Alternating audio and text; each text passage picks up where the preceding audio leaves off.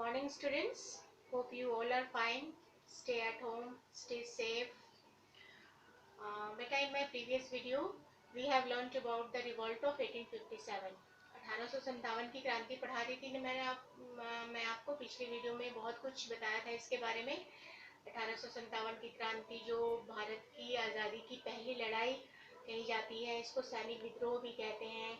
और इसके बहुत सारे कारण बताए थे मैंने। कुछ पॉलिटिकल रीजंस थे, कुछ सोशल रीजन बताए थे, कुछ रिसेंट तात्कालिक कारण बताए थे जिसमें सैनिकों का असंतोष भी बताया था कि किस तरह से कारतूस वाली घटना से अंग्रेज जो भारतीय सैनिक जो हैं, अंग्रेजी फौज के अंदर जितने भी भारतीय सैनिक थे वो किस तरह से असंतुष्ट हो रहे थे, किस तरह से उनके मन में विद्रोह की भावनाएं उभर रही थी, किस तरह से वो बगावत करने की सोच रहे थे। तो बहुत सारी बातें, बहुत सारी भूमिकाएं जो हैं वो बन रही थी उस समय 1857 की क्रांति से पहले।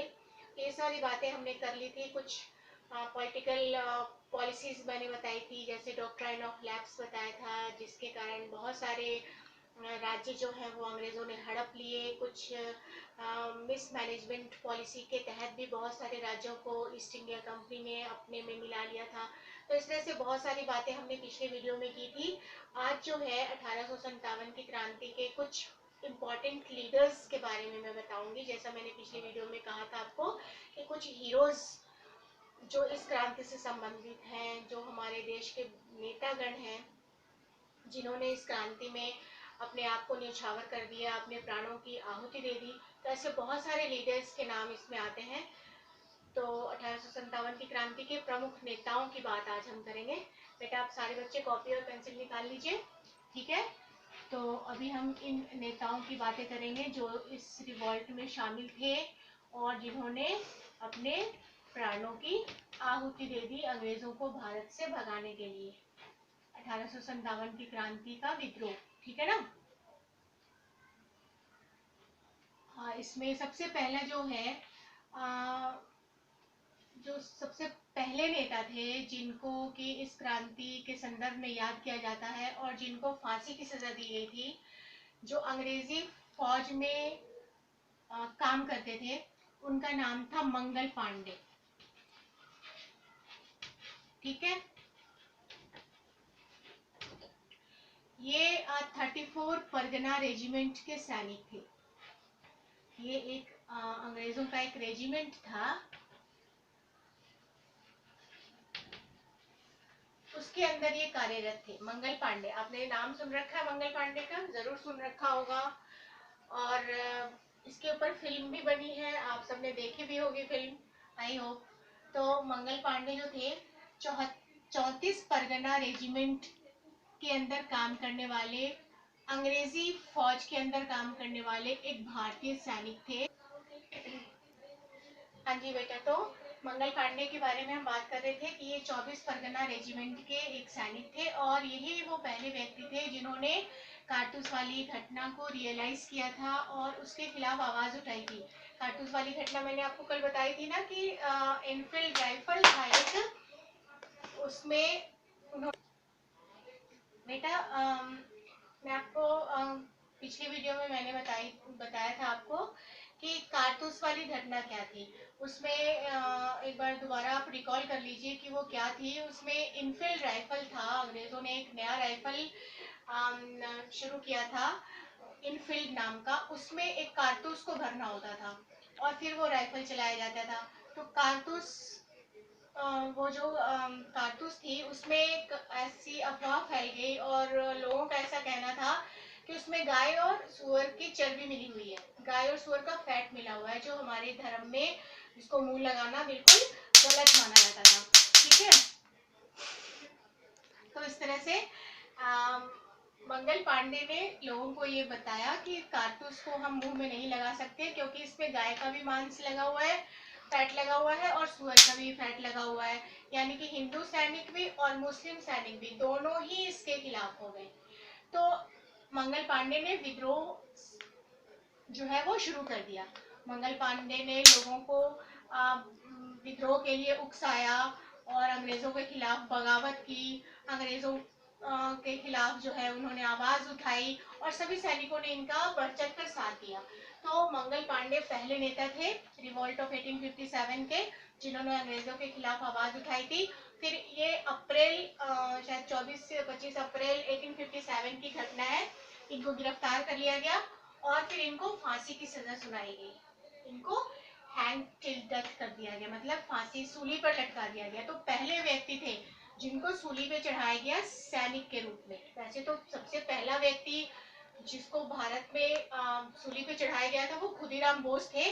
16-17 साल के सबसे छोटी उम्र के थे वो, जिनको सूली पे चढ़ाया गया था।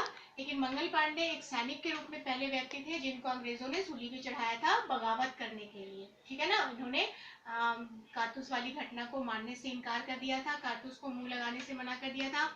सभी सैनिकों के साथ इन्होंने विद्रोह कर दिया था। फिर ये बाद में पकड़े गए और इनको फांसी पर चढ़ा दिया गया। तो मंगल पांडे पहले लीडर हो गए आपके बंगाल के। ठीक है ना, अभी दूसरा जो है बंगाल के बाद मेरठ पहुंचा।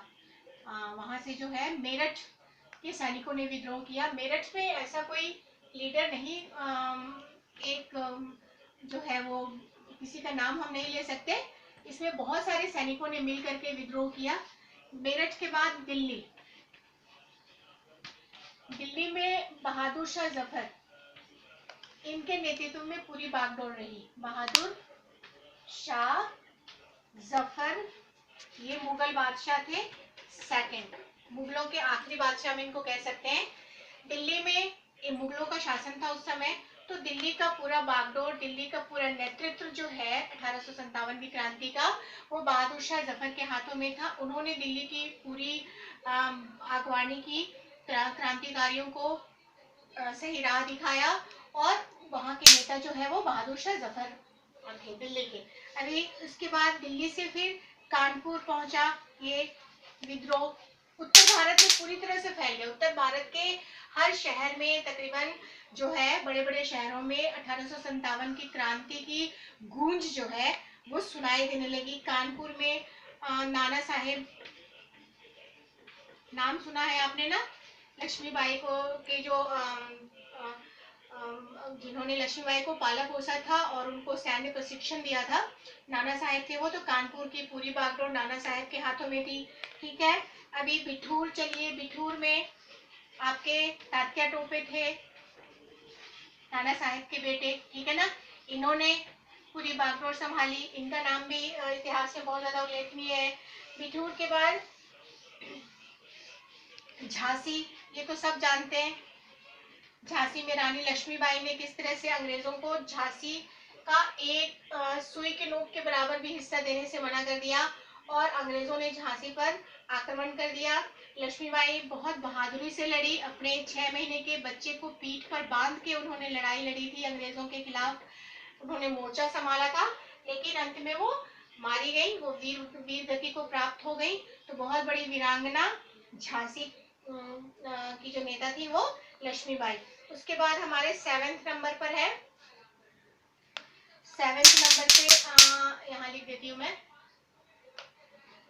7वें नंबर पे झांसी के बाद फिर ये पूरे उत्तर भारत में फैलता रहा। ये क्रांति की चिंगारी जो है वो सुलगती रही अलग अलग शहरों में।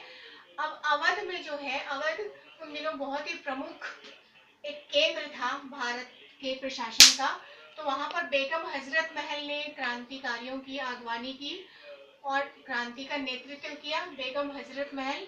ठीक है, उसके बाद एक और जगह है बलिया, बिहार में एक स्थान है बलिया। वहां पर कुंवर सिंह थे, बाबू कुंवर सिंह उनका नाम था। ठीक है, तो उन्होंने वहां पर नेतृत्व किया और क्रांति को नई दिशा दी। 1857 की क्रांति में बढ़ चढ़कर हिस्सा लिया। तो इस तरह से बहुत सारे नेताओं का नाम मैंने आपको बताया। जगह के नाम के साथ आप सारे बच्चे नोट डाउन कर लीजिए। जैसे बैरकपुर यानी कि बंगाल में जो नेता थे मंगल पांडे, जो पहले नेता थे जिन्होंने विद्रोह की शुरुआत की, जिन्होंने विस्फोट किया, उनका नाम था मंगल पांडे, जिनको बाद में फांसी की सजा सुनाई गई। ठीक है, उसके बाद ये आगे बढ़ता गया, विद्रोह शुरू हो गया। मई 1857 में मेरठ में विद्रोह हुआ। वहां के सैनिकों ने विद्रोह कर दिया और ये विद्रोह बहुत ही व्यापक तरीके से, बहुत ही बड़े पैमाने पर किया गया था, जिसको संभालना अंग्रेजों के लिए बड़ा मुश्किल हो रहा था। फिर उसके बाद मेरठ से दिल्ली पहुंचा विद्रोह। वहां पे बहादुर शाह जफर जो मुगल बादशाह था उन्होंने नेतृत्व किया दिल्ली में और इसमें बढ़ चढ़ कर हिस्सा लिया। फिर कानपुर, नाना साहेब, बिठूर में तात्या टोपे, झांसी में तो आप सबको पता है लक्ष्मीबाई के नेतृत्व में ये क्रांति जो है वो बहुत ही चरम सीमा पर पहुंच गई। फिर 7 नंबर पे अवध है जहां पर बेगम हजरत महल ने क्रांतिकारियों का साथ दिया और क्रांति में बढ़ चढ़ कर हिस्सा लिया। फिर बलिया बिहार में एक स्थान है, यहाँ पर कुंवर सिंह ने क्रांति में बढ़ चढ़ कर हिस्सा लिया। ठीक है ना। तो इस तरह से बेटा ये बहुत सारे नेताओं के नाम मैंने आपको बताए। इन सब का नाम इतिहास में आज भी अमर है। जब भी हम अपने स्वतंत्रता की कहानी पढ़ते हैं, हम अपनी आज़ादी की लड़ाई के बारे में सुनते हैं, कहीं टीवी में देखते हैं, कहीं स्टोरी पढ़ते हैं, तो इन सब का नाम अपने आप ही हमारे दिमाग में आने लग जाता है और कोई भी भारतीय इन नामों को नहीं भूल सकता है ना। इनका जो त्याग है, इनका जो बलिदान है, इनका जो सैक्रिफाइस है, इनकी वजह से हमें आज ये आज़ादी के दिन देखने को मिल रहे हैं। तो आप सब इन नेताओं के नाम को उनके स्थान के साथ याद रखेंगे, नोट डाउन कर लीजिए। और फिर अगले वीडियो में मैं आपको इंडिया का मैप दूंगी, उसमें आपको ये सब लोकेट करके बताना होगा कि 1857 की क्रांति के मुख्य केंद्र कौन कौन से थे, मुख्य सेंटर्स जो इम्पोर्टेंट सेंटर्स थे वो आपको लोकेट करने होंगे। तो अभी आज के लिए इतना ही। ठीक है बेटा, अब अगली वीडियो में मैं आपको इसके सेंटर्स मैप के अंदर बताऊंगी। तब तक सेफ रहिए, स्वस्थ रहिए, मेरा वीडियो पूरा देखिएगा और मेरे चैनल को सब्सक्राइब करिएगा। Thank you.